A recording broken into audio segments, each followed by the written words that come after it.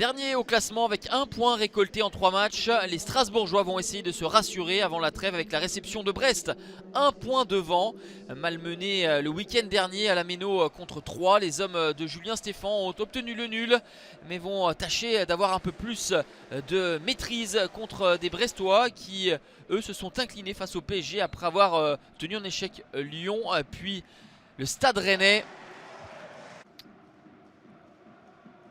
Les Strasbourgeois se veulent pressants, ce début de rencontre, gagnent les duels, récupèrent les ballons.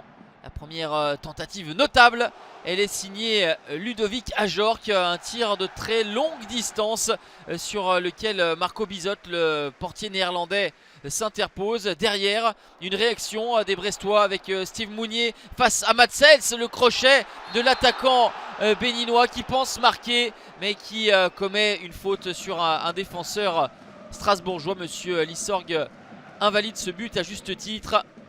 Beaucoup de rythme et d'envie de part et d'autre. Nouvelle opportunité pour le Racing avec l'ouverture du score à la 24e minute, signé Sanjin Persic. Premier but de la saison pour le milieu bosnien. La Méno peut exulter. C'est une belle action collective amorcée par les Strasbourgeois avec Persic qui est à l'origine de l'occasion et le ballon lui revient dans les pieds. Il peut ensuite conclure de près devant Marco Bizot, trompé avec ce ballon qui passe entre ses jambes. 1-0 donc pour les Alsaciens, mais Brest réagit avec l'égalisation à la 26e minute, signé Irvine Cardona. Deuxième but depuis le début de la saison pour Irvine Cardona, qui avait déjà marqué loin de Francis Leblay. C'était à Lyon avec une frappe lointaine. Là c'est dans un tout autre registre, tout en finesse, tout en technique, avec ce contrôle orienté, ce ballon astucieusement glissé dans le petit filet de Matsels. Tout est à refaire pour Strasbourg, qui a vu donc son adversaire recoller 2 minutes après l'ouverture du score. Gamero qui se projette, la frappe de Gamero ou alors peut-être la passe pour Ludovic Ajorc. Toujours est-il que le malheureux Jean-Kévin Duverne marque contre son camp. L'ancien Lensois qui arrive lancé et qui ne peut faire autre chose que de propulser le ballon dans ses propres filets.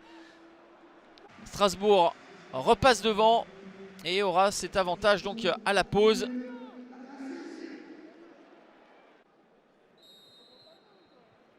Consigne de Julien Stéphan auprès de son gardien belge Matsels, qui avait réalisé des prouesses il y a une semaine face à 3. Ludovic Ajorc qui réclame un penalty en s'étant faufilé le long de la ligne. Pas de faute donc sifflée contre Mbok.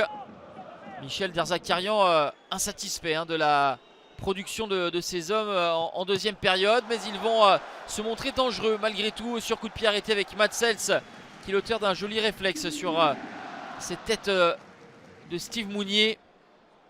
Les Strasbourgeois qui affronteront Lyon et auront un derby face à Metz après la trêve, ont envie de capitaliser et d'enfin prendre 3 points.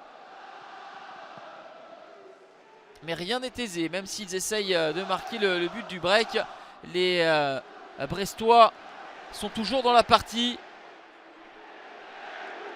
mais se découvrent aussi forcément avec une belle passe pour Ludovic Ajorc, qui feinte une fois, 2 fois. Le ballon est freiné et finalement poussé au fond des filets par Adrien Thomasson. Deuxième but pour Adrien Thomasson, les deux inscrits lors des 2 derniers matchs.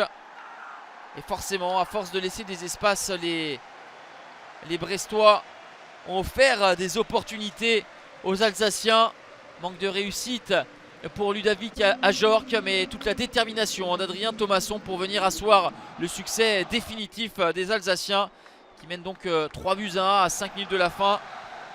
3-1, ce sera le score final. Grâce à sa première victoire de la saison, Strasbourg quitte la place de Lanterne Rouge et remonte à la 13e place. Brest stagne avec 2 points et devient barragiste.